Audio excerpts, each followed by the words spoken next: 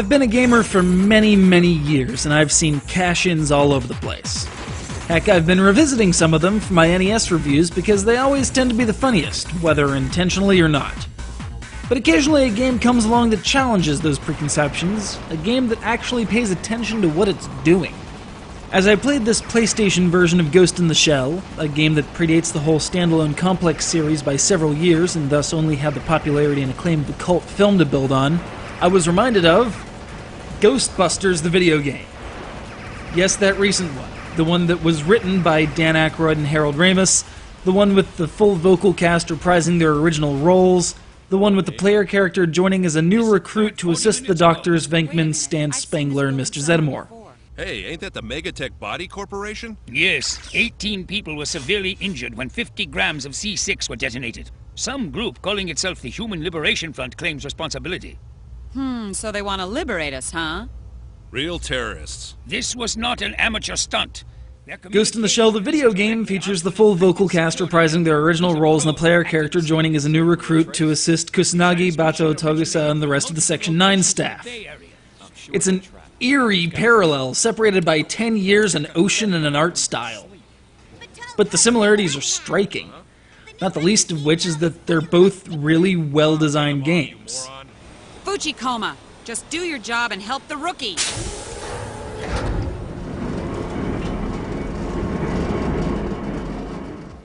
But you're not going to be strapping on a proton pack in this one, and no traps are involved.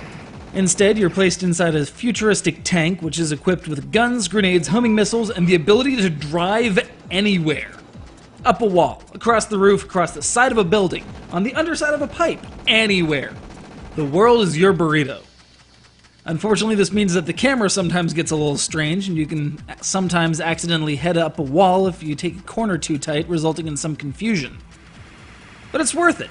Need to escape a giant beam sword? Drive up the wall. No one's stopping you. Need night vision? Bam! There you go. Automatic. These people thought of everything.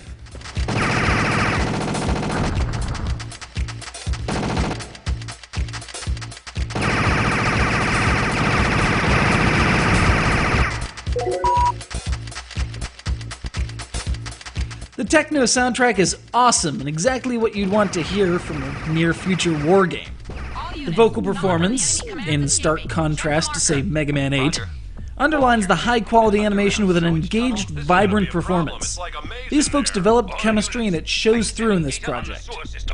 You'll have to split up and conduct a thorough search. Roger. Bateau and I'll search the main tunnel. Togusa and the rookie can check out the tributaries. Got it. I'll go in first, Major. Don't worry, we'll flush them out.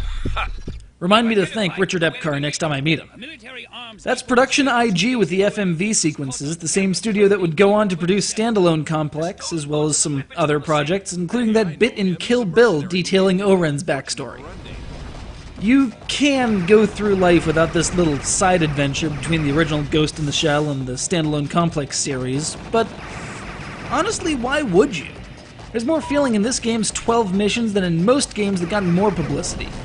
There are a scant few adaptations of silver screen hits that can hold their own in the video game world. Ghost in the Shell is certainly one of those.